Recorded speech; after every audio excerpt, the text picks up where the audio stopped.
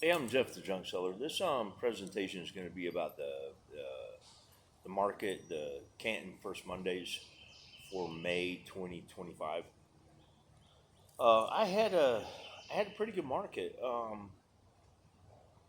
had probably the best Friday ever, despite the rain that we had.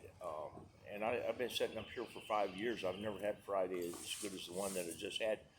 But I sold a coin for $225. The copper quarter that I bought out here for $60.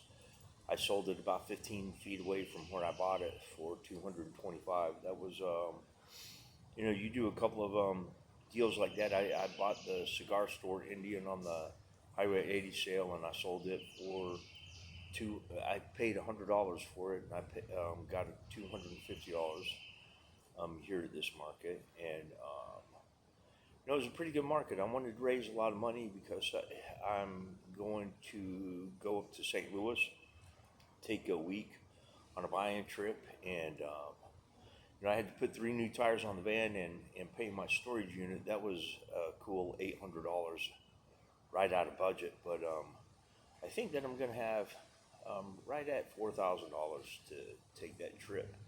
And it's, a good part of that money, I'm going to say probably half of it came from this market.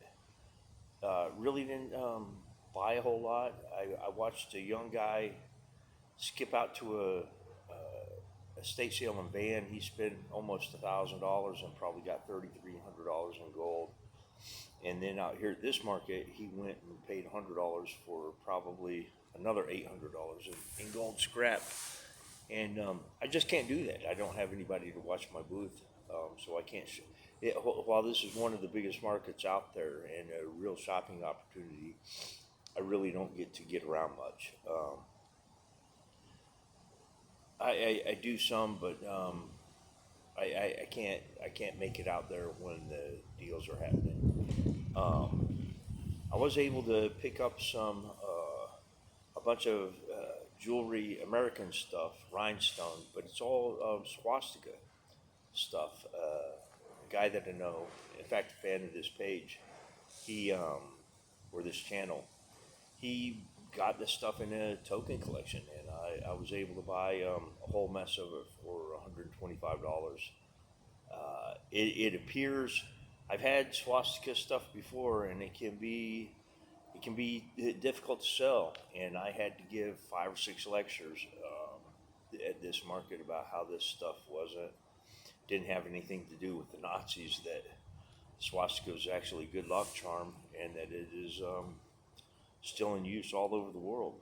But people have been trained to be triggered, and they get triggered. But I got that. I paid Mike another $50 for another 20 kilos of marbles. The last time I bought those, I sold about 2/3 of them for $100. I paid him $50 for a whole nother batch of them because I found out that they sold really well. But I got a snuff box. Last month, some new friends of mine here at the market, I saw this box on their tables, and the guy told me that it was $5, and I told him what it was worth, and he put it in a display case and was asking 100 and a quarter for it. But I had a fishing lure. I was visiting his booth real briefly in the evening, and noticed that he had a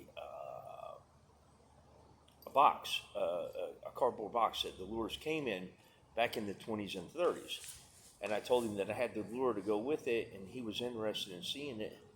I probably made a slight gain in the value of the material, but fishing lures sell better than the snuff boxes. So I think it was pretty even trade. He was really happy with it. I was happy with it.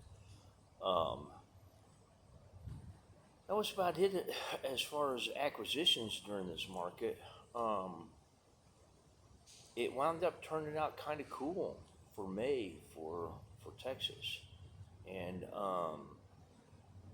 it just it was a strange market, and Sunday didn't do nearly as well as I expected. I had a pretty decent Saturday, but I was able to get a bunch of stuff remedied and get some money worked up so that I could go on this sale to St. Louis, which will be subject of another video.